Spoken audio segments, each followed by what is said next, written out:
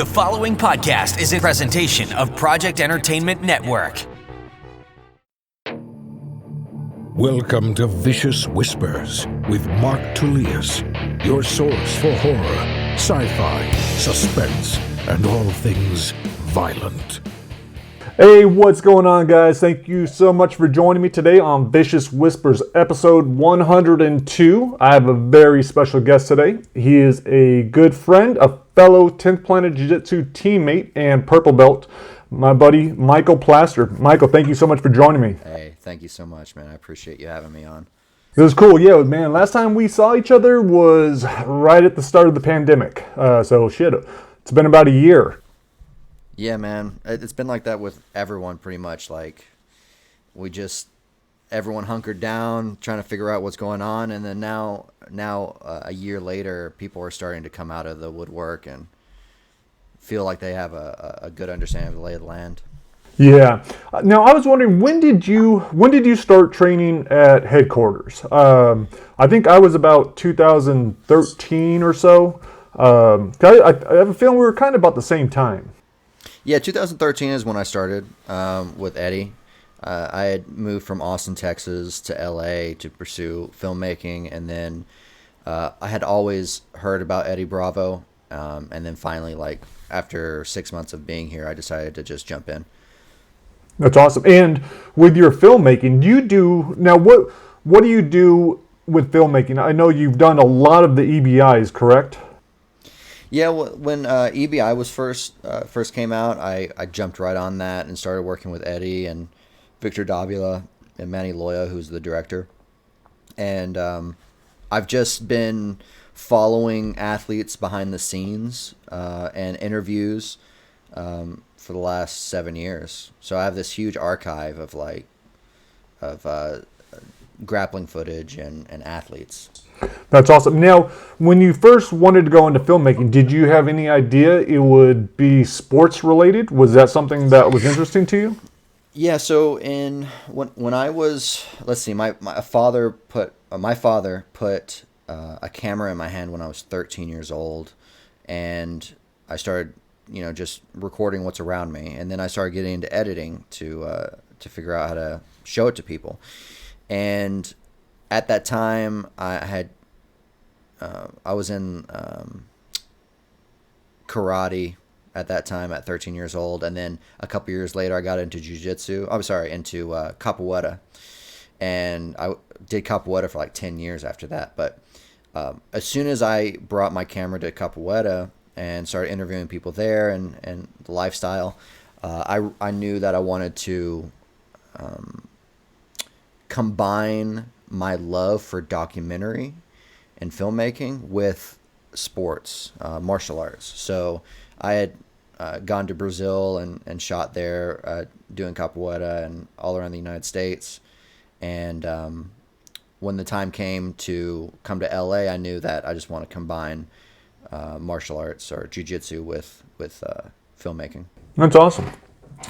And you did a really cool piece for me too, Paying the Price, the little 15-minute video about my TBI stuff.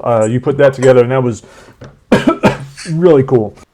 I hope you get some mileage out of that. I don't know, it's there's a lot of, it's all the content that's coming out. Like I want to see a lot more from the people that I enjoy listening to, such as yourself, and I just think that the audience just, like, the world needs to hear what your stories are, That's what I'm hoping, man. I'm getting excited because I'm almost done with my traumatic brain injury book. Dude, I've wanted to throw that thing to the side so many times. I just want to be done with it.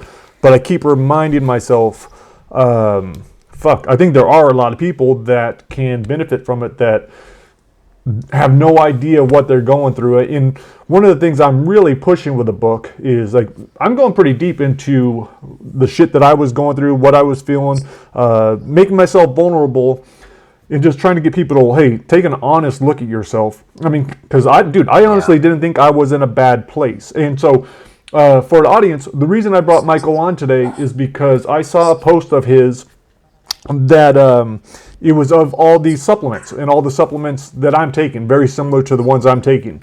And you mentioned about going to Dr. Gordon and how much it's helped you. So That's Yeah. what I wanted to talk about today.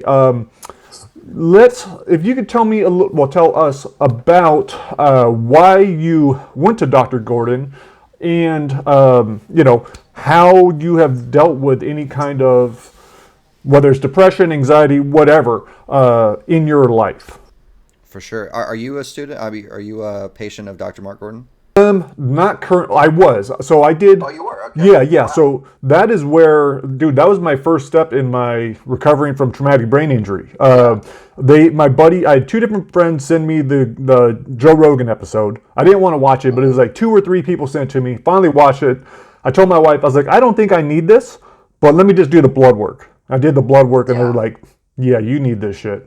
And it was 2 weeks after, man. I was in my backyard 2 weeks after being on the supplements, and I just started breaking down crying because it was this absence of depression, anxiety, irritability, anger, all the shit that I had thought was normal. All of a sudden, it wasn't there, and I was like, dude, I would just started crying. I'm like, holy shit, I can't believe that had been my normal. My normal was fucking not normal. Yeah, I actually have a very similar story.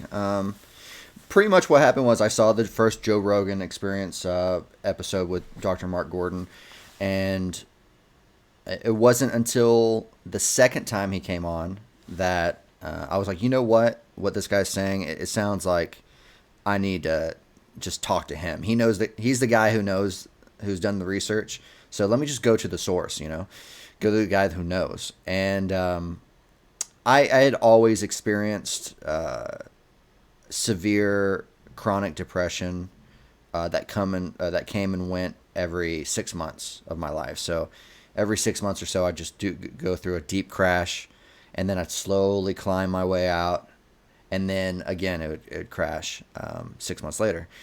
And yeah, I went to Dr. Mark Gordon, got the whole blood panel done, and it turned out that my testosterone was like half of what it should have been, and a couple other. I was pre-diabetic. I'm 6 foot, and I was 180 at the time, so like I was not overweight. I was in shape, but I was pre-diabetic, so that kind of worried me. I was like, damn, man, that's my father's diabetic now. He's in his 70s, and I'm like, yeah, I don't want to turn out that way, So Dr. Mark Gordon was great because he gave me an opportunity to use his lab and his office to find out what's wrong and what can be done. So he was great. Since I was like a JRE listener, early adopter, he helped me out a lot, and like with the price and all that. But it wasn't when I first got on the protocol, and it was 3 months later. I was like, okay, well, yeah, I mean, I feel fine. I didn't really notice any changes. 6 months in, I noticed, I'm like, wow, I haven't really been depressed lately. I haven't really been like, had the fog, And then a year came around without any negative symptoms. And that's what got me worried. I was like, oh man, this is, I'm going to crash real hard. Like I've never gone a year without feeling depressed. And finally a year and a half came around, and 2 years. I'm like, okay, well maybe I'm out of the woods, and so I'm still on the same protocol that Dr. Mark Gordon provided me. I still do regular blood panels with him just to make sure everything's on point. And what surprised me is I didn't realize the instability that having some sort of hormone imbalance can bring to your life. And because of that, with this new awareness to myself, I looked at my relationships and my work and my habits, and I'm like, wow, like I have a clean slate here as an adult with, I have strong values, and conservative and liberal. Just I want to conserve the good things, and I want to liberate the things that need to be updated. I want to have progressive values too. But anyway, I'm just saying that I have like this wide ranging of ways of looking at the world. And now that I had this free energy and new awareness, I was able to apply that adult mind to problems in my life and actually experience some sort of stability. So like thinking about it makes me overwhelmed, because I know there's so many people out there. Nearly everyone needs to take a look at their hormones, you know, but there's so many people out there that are suffering, and they're just dealing with it because that's all they know how to do. But there are answers out there to improve your life biochemically, mentally, emotionally, and so it's important for people to know that there are answers. It's just you have to be lucky enough to find them in the right place. For sure. And talking about that, your open-minded skepticism, that's one of the things I respect about you. And especially because it's fucking tricky being online, social media, especially in the 10th Planet group. And like my approach is, man, I really don't know shit. Like I know, and I don't think any of us do. Like we're all just trying to get through this thing, and fucking none of us really know, and there is no real truth.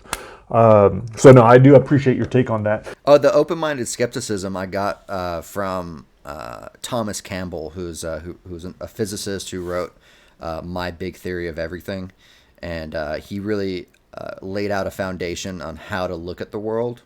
And I've been studying his work for the last 10 years or so, since 2010, so 11 years. That's awesome. No, I like that. I think that's a smart thing to do. I wish more people would do it instead of just thinking that whatever they see or whatever they believe is the truth, and then ready to fight people.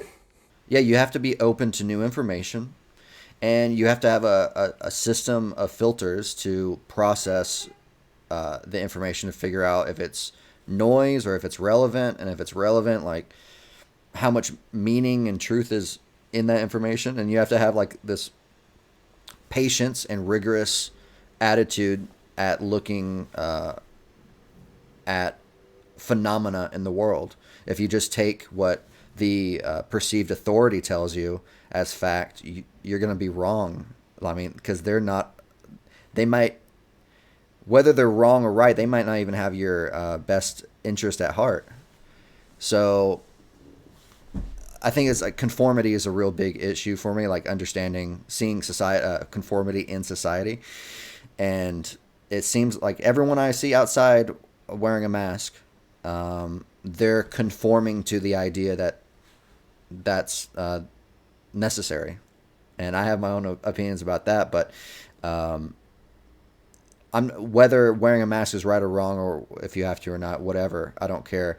But just seeing how people conform around these topics is what's interesting to me. Yeah, no, man. Yeah.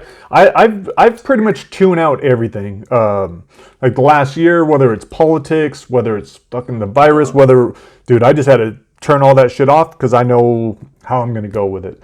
But let's go back to depression, because, dude, I never realized that I was depressed. So even though I was suicidal most of my life, even though I fucking hated myself, even though I had all these other things, all these different emotions, I never realized I was depressed. Dude, I actually went to some jiu-jitsu tournament. I forget which one it was, but I was there, man, and I was like almost bursting into tears. I couldn't talk to anyone. I think you were there. And I went home, and that's when I realized, like, oh shit, like that's severe depression, So what was depression for you? When were you able to like realize, like, and how young were you when you started feeling this way? Depression started for me very early on because I had an extremely chaotic childhood, which included all forms of abuse. Aside from sexual, I got skated by not having any sexual abuse. But as soon as I can remember, at the earliest I can remember, I remember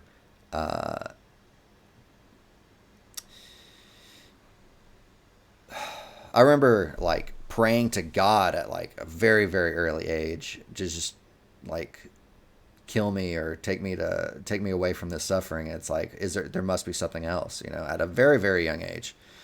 And the reason for that was because I grew up in a single parent household. My mom divorced my father when I was 3 years old. I have an 6 years older brother, 7 years older sister from another father, same mother. And they all had friends that were their age too. So they were 6, 7, 8 years older than me. Everyone would come around, and all these kids had no like parental supervision at all. So they were just running wild in the streets. And because of that, I don't know if you know Lord of the Flies very well, but I was Piggy for sure. Like 100%, I was the sacrificial lamb. And they would drive me to the point of just insanity. They would just torture me, beat me up. Several times I'd come so close to death in various forms. And I just thought that was life. I didn't know anything different. Like, from 3 years old up till 15 years old, that was my life. And I was just a man. I was a wild man. I was a wild kid, and there's a bunch of stories on the actual types of abuse, but like I was, my mom, she was always in denial, and probably because she wasn't a very capable person, capable parent, and so she would just go off to work, forget about any problems that's happening at home. Meanwhile, my brother is like beating me up. Their friends are like torturing me with like anything they can devise in their mind. And when I brought this up to my mom with a girlfriend years back, she was like, "Oh, it was fine. It was fine." I'm like, "Come on. And she was like, "Well, there was this one time." Meanwhile, there's like hundreds of times, but there was this one time I came home from work and your brother was hanging you by your neck with a bed sheet off the second story balcony. I was like, "Okay, what? That's the one thing that you're willing to admit?" And she was like, "Yeah, that was kind of crazy, but other than that," I'm like, "Yeah, okay." I also got thrown off that balcony, by the way. When you would have the severe depression, how bad would that be? Would you be able to function? Would you be able to work? Would you be able to go train? When you had your, if it would hit every 6 months or whatever, like maybe if you could kind of describe what was going on during those times.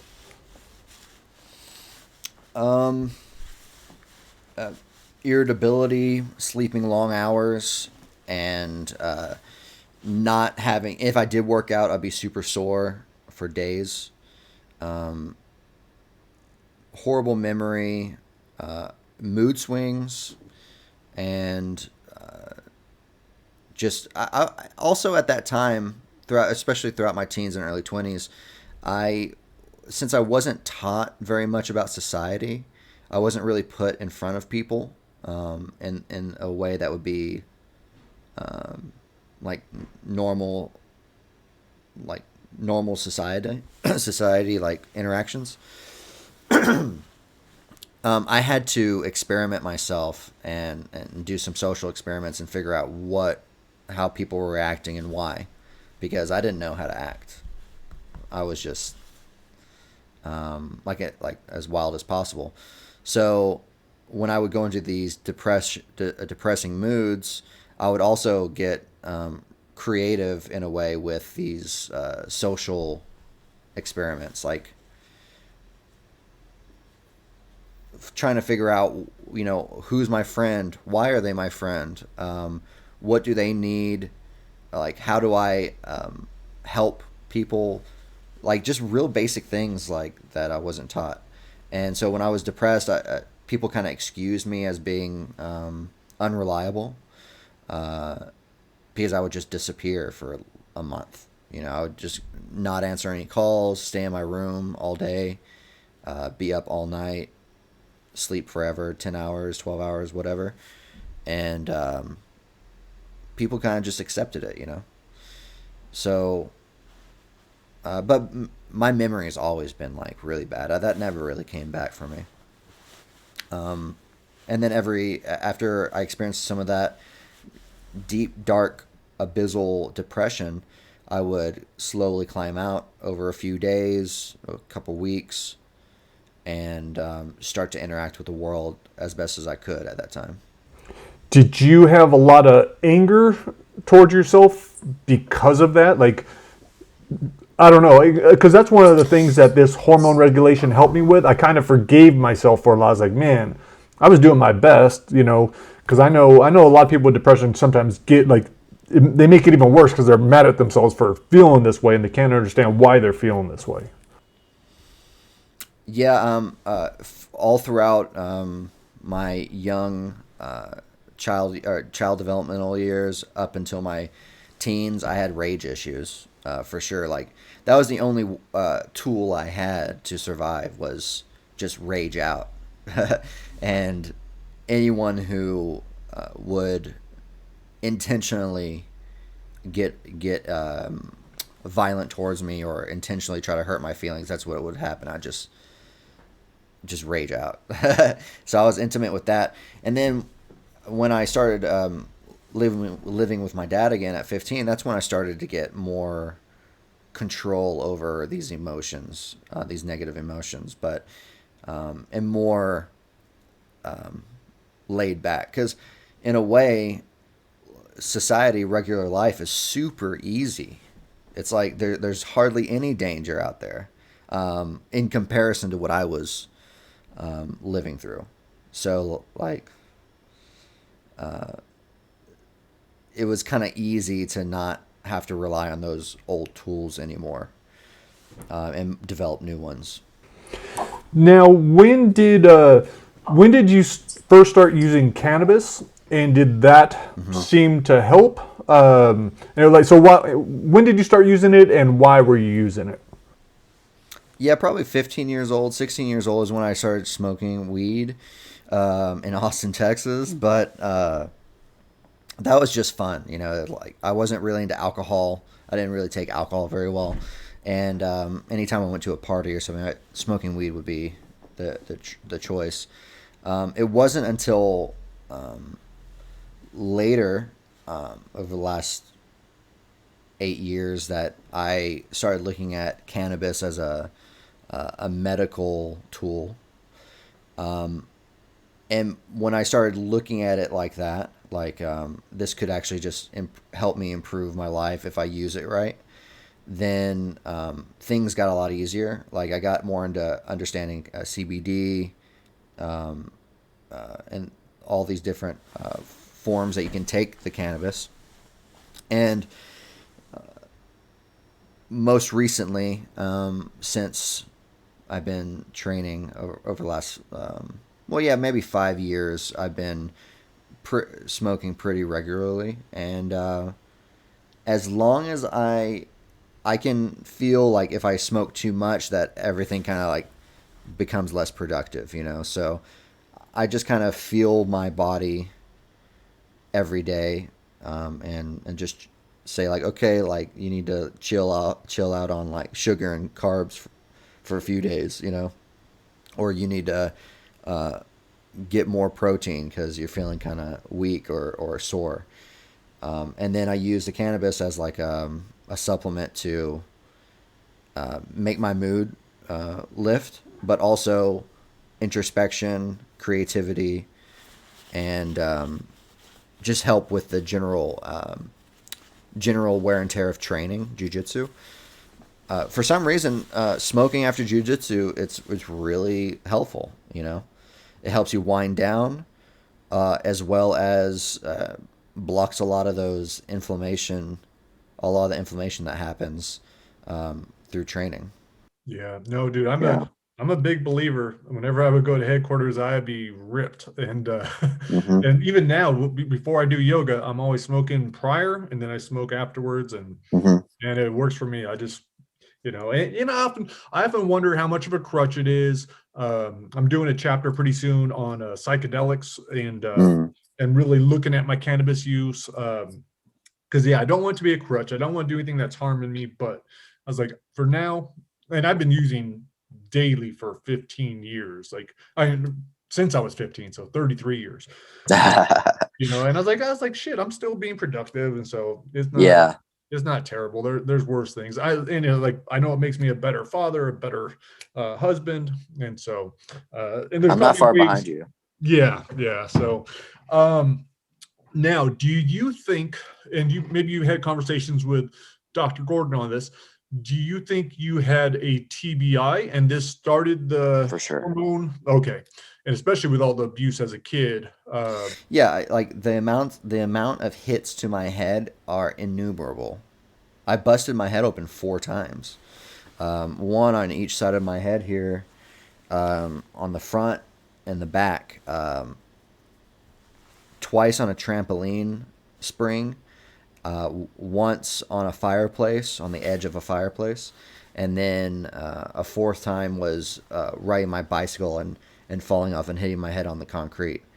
And all those took place prior to 10 years old, 11 years old maybe. Yeah, and so those are all like one of those. Just a light bump to the head, I would say you need to treat yourself like you have TBI, But no doubt, my brain has been altered by traumatic brain injury from just all the hits to the head. For sure. Yeah. One thing that you talked about, you're doing a chapter on psychedelics. Although ketamine is not a psychedelic, at therapeutic levels, there's some really interesting things that happen with the disassociation from the ego and from the body. I don't know if you saw that, but I did a podcast with a guy who owns a ketamine-assisted psychotherapy clinic in Austin, Texas. It's a guy I went to high school with by the name of Will Ratliff, and I once learning about ketamine and learning that like the people who benefited the most from it are the people who are suicidal, severely depressed, people who have burn victims, for instance. They use ketamine to a great benefit, mainly because it doesn't lower your metabolic system. It just removes you from your body. So that pain management is really big with ketamine. I did 2 sessions of ketamine infusion, and those were over 45 minutes. And that I noticed a significant improvement in my my awareness, my outlook on life, and also the pain in my body going away after doing ketamine. So if you have pain in your body, you might want to look into that. And it's not addictive. It's not like you're not going to get. It's not like opium, And that was one of my concerns too when I first saw it, because someone just recommended I do it. He's like, I know a doctor, blah blah blah, and just my first thought was like, it was like that sounds like a hardcore thing, and but yeah, I love it. I think it's great. Of course, I'm also a big fan of like deprivation tanks and meditation, and separating yourself from the idea that you have of the world. Getting in touch more with what is it that is observing what I'm experiencing. That's so trying to get as close to that observer as possible. I find that ketamine is a good tool for that too. So, which is, I guess, psychedelic, study of consciousness. Yeah. Have you had experience with DMT? Yeah, I've smoked several forms of DMT, and also drank ayahuasca. I've never taken the hit, a big enough hit to blast off on DMT. There's always that there's always a ceiling to this reality that I want to break through, but I've never been able to get past it. Even with like 3 giant inhales of like a gel pen, a e-pen of DMT. Yeah, no, it was for me it was like the most beautiful experience I ever had, and it definitely Oh yeah, for sure. Yeah, no, Yeah. I love it. Like I'm looking forward to that one again. I'm not the ayahuasca. I'm not so certain about, but I was like, I'm gonna do it. Yeah, yeah. It's for the book. It's for the research.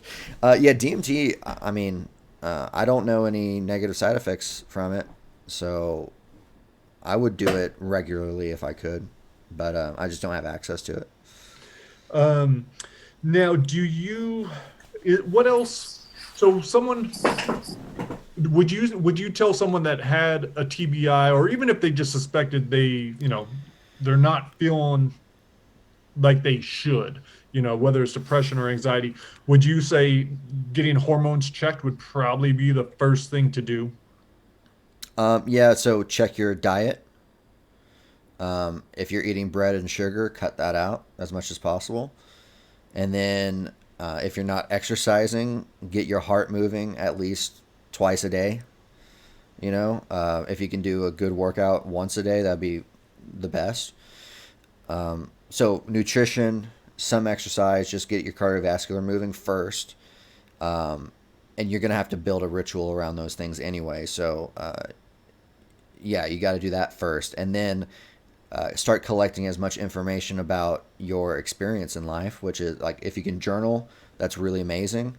Even if it's just notes, like just notes on how you're feeling, notes on anything you're noticing in your body, in your head, emotional, in your immediate environment, just whatever. It doesn't matter as long as you're doing something as far as putting your experience out on paper or on the screen. So eat, exercise, take inventory of your life. And a part of that inventory is understanding your biological health. So you should know like what blood type you are. You should figure out if there's any what do you call it? Hereditary, yeah, heterological, hereditary diseases. Find that out, and then also get a complete blood panel done at least once, just to see where you're at. And then if there is deficiencies, it would be smart to patch those biological deficiencies before you try to change the world around you, because dysfunction, if your biology is dysfunctional, then that will only disrupt at a core level, that will only disrupt your life. So if you're trying to make plans, or you're trying to accomplish a goal, or even just stay stable, if you have, say, low testosterone because you have a traumatic brain injury, or there's a bunch of things that can go wrong, but if you have that, then you want to deal with that before you try to make your life better, because then eventually your biology is going to fail you and it's going to disrupt everything. Yeah. I don't know how many times I can say that. Yeah, no, and I think that's huge. And I definitely got to see it. Each of my doctors kind of told me that too. Like, Gordon's protocol probably wouldn't have worked so well if I wasn't also fixing my diet and getting rid of the excess, inflammation. And then neurofeedback for sure would not have worked for me if I hadn't gotten my hormones right. So I, Yeah. I think it just all adds to each other. And then certain things, yeah, you got to do certain things first. But dude, that's awesome to see how much you've improved your life. Yeah, thanks, man. I'm the happiest I've ever been. It's crazy. It's mind blowing. Like life, knowing how bad it could be, and knowing that you're not there now, makes it that much more sweet. I'm so grateful for the quality of life I have now, and just like the pursuit of my happiness. Just being able to wake up every day and say, okay, I'm going to work on my project now, and then I'm going to go train jiu-jitsu, or whatever, go work out. I'm so thankful for that. And I don't know if it's possible to have that awareness without going through hell. There's it seems to me like the people I meet, they have a pretty fixed awareness unless something tragic happens to them, and then it takes them however long to get out of that, and then only then do they have like an understanding of something greater than themselves, or are more grateful. It takes like this disaster. You have to like go through hell before you realize you're in a dark cave already. No, and I think that's where we learn our best lessons, man. And by sharing these, sharing our experiences with other people, I think that will make other people realize, oh shit, maybe there is something going on. Maybe I should do. Yeah. Yeah. The stack of vitamins that I have, like every 3 days, I take this stack, and I feel like that's on top of it just being helping my hormones balance.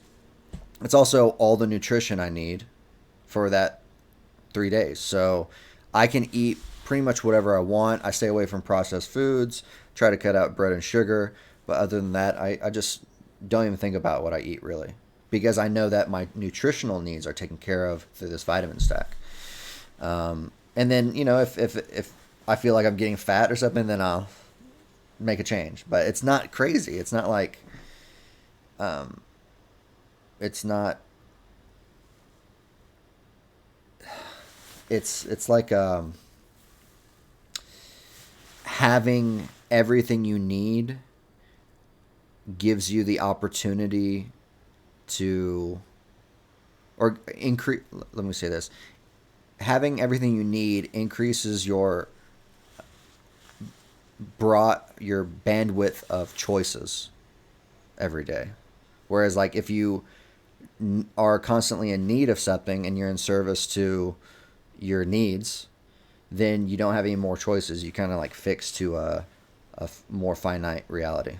That's cool. And that's kind of how I feel with my life. I'm exactly the same place. And like sometimes I'll get a little depressed about not being able to train jiu-jitsu, but then I'm like, well, fuck. I was like, I can go do yoga. I was like, I can go in the sauna. I can go read. I can go practice some German. I can go it's all awesome shit. I can go play with my kids. It's like, Yeah. the day is awesome. And it's because I'm not feeling the way I fucking used to, where I wanted to. Yeah. So Yeah, exactly. Yeah. Beautiful. What a grateful world we are in. Yeah, that's cool, man. Well, thank you for helping spread this, dude. I appreciate it. Hopefully I will be able to get back to headquarters one of these days and fucking try to train and get. Anytime, man. You know what's interesting now is I'm looking at jiu-jitsu, especially 10th Planet Jiu Jitsu. I'm looking at it like just the movements and not so much the drills and less the live rolling. I'm trying to figure out the warm-up system that Eddie Bravo's developed. That kind of gives us a map of all the movements we need to know, and so you can really play with the intensity of those movements.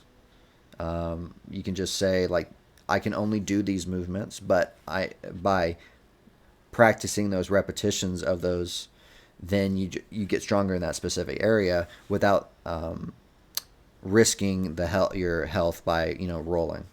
And that's exactly where I'm at, where I need to do that, because if I try to roll again, if I try to go hard, if I try to go live, my neck is just a mess and I can't do it. And so I need to learn how to appreciate it in a way like that and not be so competitive and get my ego out of it. Yeah. Have you looked into like stem cells or any other forms of therapy? I've done stem cells on my shoulders, which is fucking awesome because, dude, I couldn't even sleep on my shoulder, and now I have like full use of it. How long has that been? Probably about 2 years ago I got that done. 2 or 3. Cool. Yeah, it was like I couldn't train at all at the time. It was really bad. And then with my neck, it's my upper like the atlas and axis. I go to like a specialized NUCA doctor, specialized chiropractic. But it seems like every time I roll, every time I train, that goes out. So I think I need to strengthen it, but maybe stem cell would be the best thing. I hear CHIPSA hot. Have you looked into CHIPSA at all? No. CHIPSA. They're in Tijuana, and they're a health clinic that saves cancer patients, but they also have seen several athletes and people who need help with they provide stem cell a program, and then other forms of healing. They Okay. put you they put you through the ringer. I've been meaning to go down there and interview them and get an understanding of the process specifically. Like, I just would like to follow some patient that's going through it. Well, shit. Maybe I'll Yeah. go Yeah. down and you could follow me. And, That'd be cool, man. That'd be really Yeah. cool. Yeah, Chip's a hospital. The name is, I forgot the guy's names. There's two dudes, Okay. but there's some podcasts online you can check out. Okay, For sure. No, dude, I'll Yeah. definitely check that out. I appreciate it. All right, well, I guess we should probably wrap this up. Cool, man. Yeah. I end every episode with a short story. Today is from 25 Perfect Days plus 5 more. Dystopian. They're all standalone stories. So if you haven't heard the other ones, you probably aren't missing out. This one's 9 months later. But Michael, thank you so much for being on here, Thanks, dude. man. It's been awesome. I appreciate you sharing your story. And Thank you. hopefully I will see you soon. Thanks for reaching out, man. It's been a pleasure, and I'm down to do this anytime you want. Very Follow up. cool. Yeah. No, that sounds awesome, man. I appreciate it. All right, Thanks buddy. again, and I will talk to you later on. Peace, man. Thanks.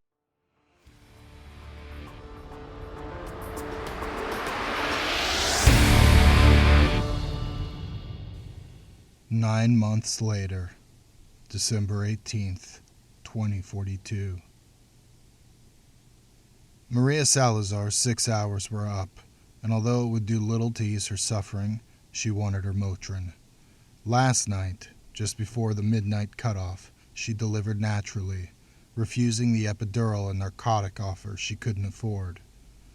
Ignoring the burning from her sutured tear, Maria studied her cot and rolled onto her side, facing the doorway and the other women filling the small room. Just past the narrow aisle lay a gray-haired woman, her face wrinkled, her breasts sagging onto her cot. Next to the old woman was a young girl, who was probably not yet in junior high. At first glance, Maria thought the girl was the granddaughter, but they looked nothing alike. The girl's belly was still swollen, and the hospital would never allow a cot to go unused, even for a moment. The last two women were both turned toward the doorway, waiting for miraculous news to arrive, or simply unwilling to face the rest of the room.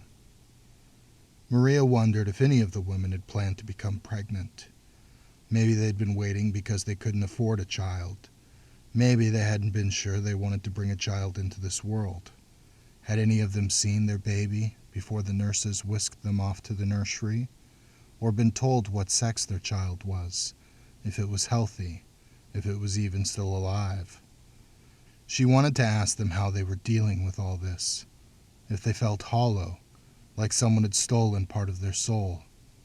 Maria didn't need to say a word. The tears and muffled sobs said it all. If she and Enrique hadn't been so careful, they could have been pregnant years before. There was no denying it would have been difficult to provide for a child on their measly salaries, but it would have been better in so many ways. For one, she would have been by herself in this room, not having to smell the soiled sheets, unchanged dressings, and sour stench of fear. She would have bonded with her baby after the delivery. She would have arranged a payment plan with the hospital. They would have made it work, and there wouldn't have been a question of whether she would ever see her only child. But they had waited, and now here they were, 2042, the year of the baby, the year that man's foolishness had finally caught up with him, the year every woman with a uterus became fertile with one act of terrorism, the explosion in the desert, changing everything. Maria's gaze traveled from the door to the clock and back to the door. It was almost 12:30. The nurse was running late. A few minutes crawled by before a shadow crossed the doorway. It was Enrique. Black circles of sweat surrounded both armpits of his grease-stained jumpsuit. Enrique treaded quietly across the room with his eyes on his boots. Maria could tell he'd been crying. Enrique never cried. "Oh my God," Maria clutched the gown to her chest. "What is it, Enrique? What is it?" Enrique motioned for Maria to calm down as he knelt at the foot of her cot and stroked her calf. Maria didn't care if she upset the other women. Something was wrong. Not lowering her voice, she said, Tell me what's wrong. Is it dead?" After shushing her, Enrique cleared his throat. "Everything's fine," he said, an obvious lie. "I just stopped by the nursery." "The baby's okay?" Without giving him time to answer, she asked, "What is it? Is it a girl?" "Maybe it's best not to know. That's why they didn't tell us." Maria grabbed him. "Tell me." "It'll make things harder." "Damn it, Enrique, don't talk like that. I'm taking my baby home. Now tell me what we had." "It was a girl." Maria's heart melted. She'd known it was going to be a girl all along. "Vanessa." Enrique nodded, then glanced at the clock. "You're not going to leave already?" "What do you want me to do? It takes me 10 minutes on the bike, and if I'm late again, I'll be fired." "We only have until midnight." Maria struggled to remain calm. "How are we going to come up with the money?" Enrique shook his head. "We can't. There's no way." "We have to." "It's too much. Where can we get the money? We're still 3,000 short." "What about your boss? Can't he give you an advance?" "I already asked him, and even if he did, how would we ever make ends meet after?" "I'll keep driving," Maria said. "We already said this was your last year. We need the money." "I'll work doubles," Enrique promised. "On your salary, you'd have to work 4 shifts a day." Maria hadn't meant it to sound mean. "There are 3 of us now." Enrique started to speak, hesitated, and said, "Maybe it's better if it's just you and me. Better for her and us." If he'd been closer, Maria would have slapped him. "Don't ever say that." He stroked her leg a little harder. "You know I don't want that. I want a child more than anything." He fought back tears. "What can we do? Even if we could get the money, what kind of life could we give her?" "A good one. We'd love her more than anyone else ever could." "All the love in the world won't give her shelter if we can't pay our rent. It won't feed her if we can't buy food. If we let the church adopt her, she'd have a chance at a better life." Maria glanced a few cots away at a woman in fetal position, heaving, her face a frozen shriek. "We are not giving up our daughter, and especially not to that cult." "The way isn't a cult. They're helping the government make the world a better place." "You believe everything you see on TV?" "I don't know what to believe anymore." Enrique held his head in his hand. "I don't know what to think. I'll die before I let them take our little girl." "Calm down, Maria. You're still emotional because your hormones are messed up from having a baby." "A baby I've never seen. A baby I carried for nearly 9 months." "I'm sorry. I know how you feel." "You can never know how I feel." Enrique let go of her calf and stood. "Then where does that leave us?" "What about the family support specialists?" "They're nothing more than well-dressed loan sharks. 30% interest with an extra 10% fee tacked on? How could we ever pay that? You know what they'll do if we don't." "We'll find a way." "I don't even know if they'd approve us. We have to try." Enrique looked at the clock. "Fine. I'll go after work." "Thank you." "Don't get your hopes too high, Maria." He headed for the door. "It may not happen." After Enrique left, the old lady turned to Maria, her stale breath blowing into Maria's face, making her nauseous. "Is this your first?" Maria nodded and pushed herself into a sitting position. Carefully, she swung her legs off the cot and onto the cold floor. She pulled the slushy ice pack from her underwear and set it on her sheet, gingerly got to her feet, and hobbled over to the wheelchair in the corner. She needed the Motrin, but wasn't about to wait in this depressing room for it. Maria eased into the wheelchair and rolled out of the room. Both sides of the hallway were lined with expectant mothers lying on cots. As she wheeled down the corridor, several of the women asked her questions. Maria pretended not to hear and headed for the lobby. Vanessa's delivery was a few minutes before midnight, and Maria was one of the last natural birth mothers. All of the unfortunate women on either side of the hall would be having C-sections, the government's answer to the overwhelming surplus of pregnant mothers. Some of them might not even mind, but a C-section had been out of the question for Maria. Not only was it more expensive, it would have taken her longer to recover and get back behind the wheel. That's why she and Enrique had gone on all those walks, had awkward sex several times a day, and, when all else had failed and they were running out of time, broke her water with the sterilized tip of a file he borrowed from work. The cramped hallway led into a lobby, crowded with swollen bellies and worried faces. Maria stared straight ahead and tried not to think of their fears. She had enough of her own. Maria wanted to head to the nursery, but knew she wouldn't be allowed in. She veered right and pressed the button for the elevator and rolled inside when it opened. The bloodied nurse standing next to the control panel asked Maria what floor she wanted. Maria had no idea. She just had to get away from the other mothers. She said, "The top." The elevator stopped at the 3rd floor long enough for the nurse to get off. Maria continued toward the 10th, going higher and higher, trying to leave her problems down below. She wheeled herself off the elevator and rolled past the sign for the mental health unit. The lobby was empty, except for the sleeping security guard seated at the nurse's station. Maria rolled past him and headed down the quiet corridor. The first 2 rooms Maria passed were empty, giant suites with only one bed in each. The patients at the top could afford the best care. Halfway down the corridor was a large window with steel bars across it. Maria parked the wheelchair beside the window and looked out at San Angeles, the city that had once been her home and was now her hell. The freeways down below were running smoothly, the only positive change that had been made. Crime hadn't been stopped or even slowed by the new laws, and people were losing rights every day. Maybe Enrique had been smart to question bringing a baby into this world. Maria closed her eyes and blocked out the scene below.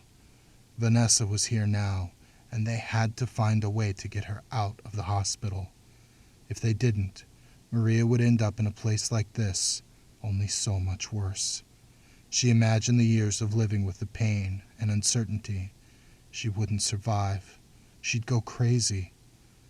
The tears came with such force that Maria couldn't keep her eyes closed. A hand patted her shoulder, and a woman's voice told Maria everything would be all right. Embarrassed at her weakness, Maria stopped crying. She wiped her eyes with the back of her forearms. "That's it," the woman said. "Just relax. Whatever it is you're feeling right now will pass." The woman knelt in front of Maria, took her hand. "Would you care to talk about it?" Maria shook her head, but deep down she felt grateful someone was taking the time to comfort her. "Do they have your baby?" "They took mine." Maria opened her eyes and saw the electronic wristband. She tried not to stare at the bright pink scar running across the woman's cheek. "They took your baby?" The woman nodded. "And they're going to keep him as long as I'm in here. Maybe longer." Maria thought the woman looked familiar. "I'm sorry to hear that. Is he with the church?" The woman's face grew harsh. "I'll get him back somehow. I don't care what I need to do. I'll get him out of there." Maria began to cry again. "I can't let them take my daughter away. I haven't even seen her yet." The woman smoothed Maria's hair. "You'll get her back." "How? I have until midnight." The woman smiled, her face familiar, but one Maria couldn't place. Maybe she was one of the wealthy Maria had cleaned for. "I can help you," the woman said, "but I need you to do something for me first." "The guard's asleep. You can walk right out." The woman shook her head and held up her hand. "And receive a lethal shock the moment I cross the door? No thanks. And even if I didn't have this on, I wouldn't be safe. I'm not worried about the government killing me for my money anymore. but they're the ones keeping me here, all because I speak the truth. And then there's the public. With everything going on with all these births, people are going to hate me and Kyle a little more every day. There will come a time when everyone will want me dead. Kyle Bradford. Everyone knew the name. The photo of the happy family always on the news. Maria said, "It wasn't your fault. Or Kyle's. Everyone knows it was the Muslims." "That's just it," the woman said. "It wasn't terrorists. It was the controllers." Although she was a mental health patient and what she was saying was ridiculous, the woman didn't seem crazy. Maria did not have the same blind faith in the government that most of the country did. Why would they do that? They knew what we'd created, how powerful we'd made the clomiphene. They didn't want to pay for it, decided to share it with everyone. The woman told Maria to wait, then headed down the hall and disappeared into the last room. She returned a minute later and said, "Let me have your hand." It was a photograph of a young man in black armor, the right side of his face a charred mess. "Who's this?" "The man who killed my husband, one of the controllers." The man's ear was a black bump. His hair was gone. "What do you want me to do?" "Spread the word to the people not to trust the government. Tell them the controllers lie and manipulate. Tell them the truth. And if they don't listen, then tell the next person, and the next, and the next. Tell everyone you meet, but be careful. The controllers have eyes and ears on every corner." Maria studied the woman's face and found only sincerity. She placed the photograph in her gown pocket and said, "I will, I promise." The woman dug out a stack of $100 bills. "They took away my boy, but they couldn't take away my money. I'm glad I can do some good with it." Maria held up the money, barely able to speak. "Thank you, but I only need $3,000. This is too much. You'll need to take care of your little one. This will help you get by for a bit, make life a little easier." The tears came again. "How can I ever pay you back?" "I already told you," the woman said, as she turned around and headed back to her room. "Now go get your daughter."